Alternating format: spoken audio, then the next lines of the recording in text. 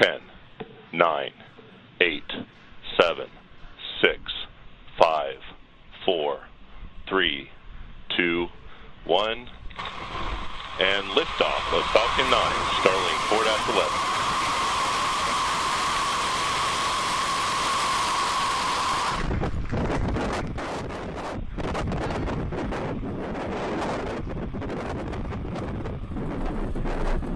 M1D chamber pressures are nominal.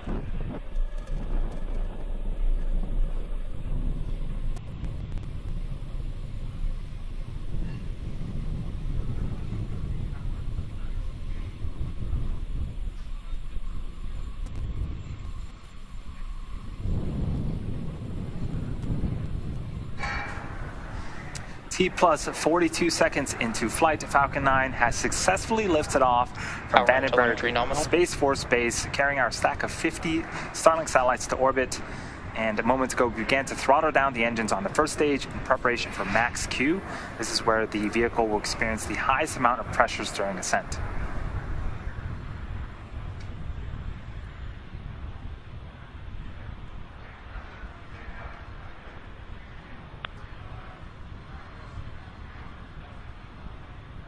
Max Q.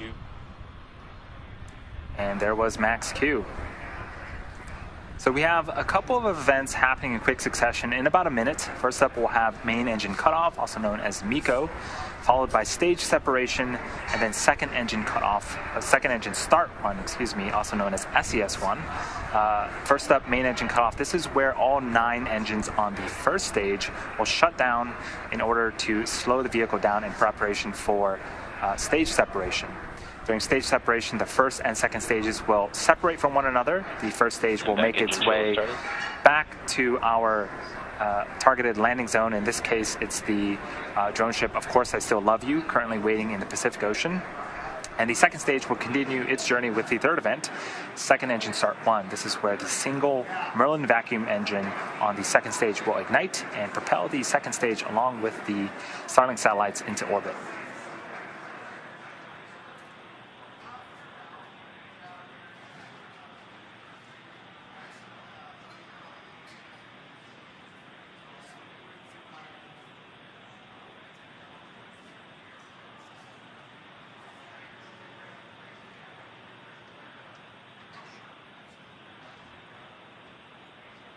Miko.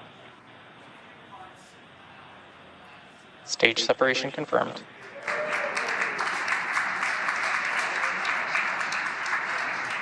MVAC startup.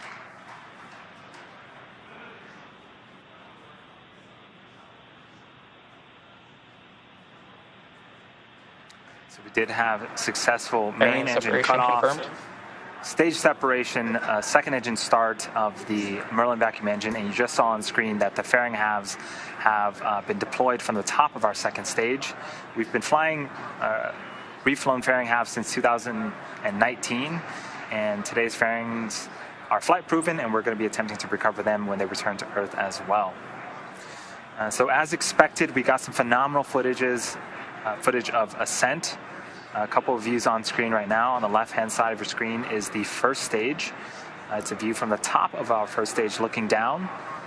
It's heading back to our drone ship in the Pacific Ocean, and on the right-hand side of your screen is a view of that Merlin vacuum engine glowing red hot, continuing to carry our stack of Starlink satellites to low Earth orbit. Again, these are live views. In order for the first stage to make its way back to our drone ship, it needs to execute 2 burns. The first is an entry burn where 3 of the engines on the first stage will reignite, and this will help to slow down the stage as it re-enters the upper parts of the atmosphere. The second burn for the first stage is the landing burn. This is a single engine burn that will bring the vehicle's speed down rapidly in order to land on our drone ship. Still a few minutes away from those entry and landing burns. For now, we're enjoying some great views of both stages.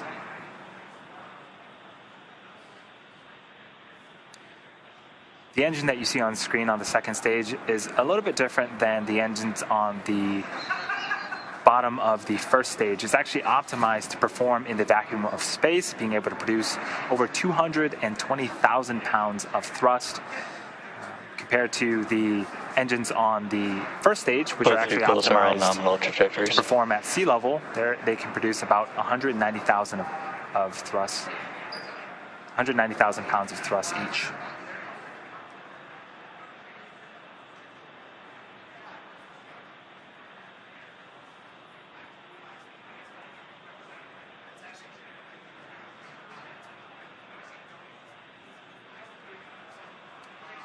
So on the left-hand side of the screen, we see some puffs of gas. That is nitrogen gas from our attitude control systems. And on the adjacent side of that, those puffs of gas, you can see 2 of our 4 hypersonic grid fins. These help to steer and guide the first stage back to its landing zone.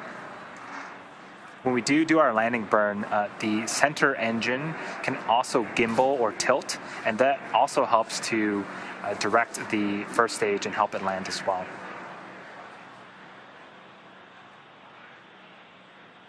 So we're just under 45 seconds away from the first of those 2 burns, the entry burn on the first stage. Again, it is a 3-engine burn to slow the stage down before hitting the thicker parts of the Earth's atmosphere.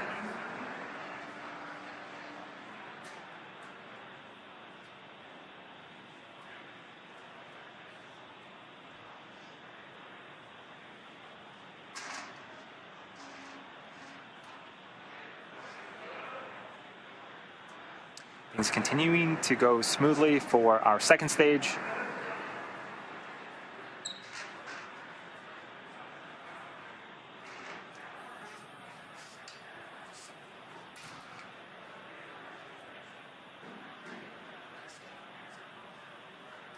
Stage 1 entry burn startup. And you can see on screen, 3 of our 9 engines on the first stage have relit and are currently slowing down that booster. This burn is expected to last about 20 seconds. Stage 1 entry burn shut down. And with that, that is a successful entry burn. We have 1 more burn to go on the first stage in about a minute. Stage 1 FTS is safe. After the landing burn ends and we attempt our landing on our first stage, we're going to be listening for the call out for SECO, also known as second engine cutoff 1, and then a confirmation of good orbit. For today's mission, we are going to be having 2 coast phases. So after we shut off our second stage engine that you see on screen, we'll coast for about 40 minutes, and then we'll actually relight the engine for a few seconds, and then coast again before we deploy the satellites about a little after T plus 1 hour into the mission. Stage 1 transonic.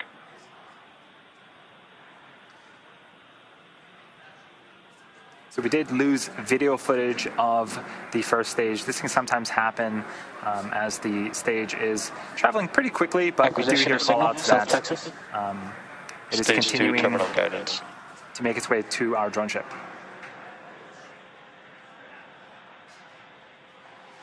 Stage 2 FTS is safe. And here's Stage a 1 view landing burn of our drone ship. We just heard the call out that the Stage 1 landing burn has started. So if we are successful, this will be the 4th time that this booster has successfully landed.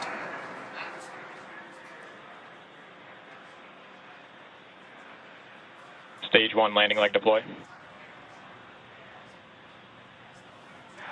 Hearing callouts that we did get the landing legs deployed. Waiting for audio or visual confirmation of that first stage. And there it is. Stage 1 landing confirmed. Right in the middle of our drone ship. Miko 1. That is a successful first stage landing, the 4th for this particular first stage booster.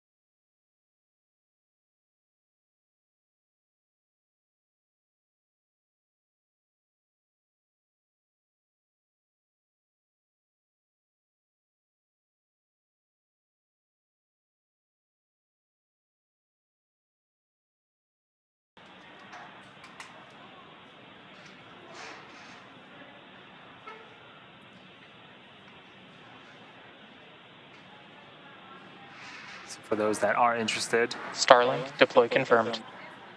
and just as I was saying that, the Starlink payloads on screen, you can see them separating themselves from the second stage, and off they go.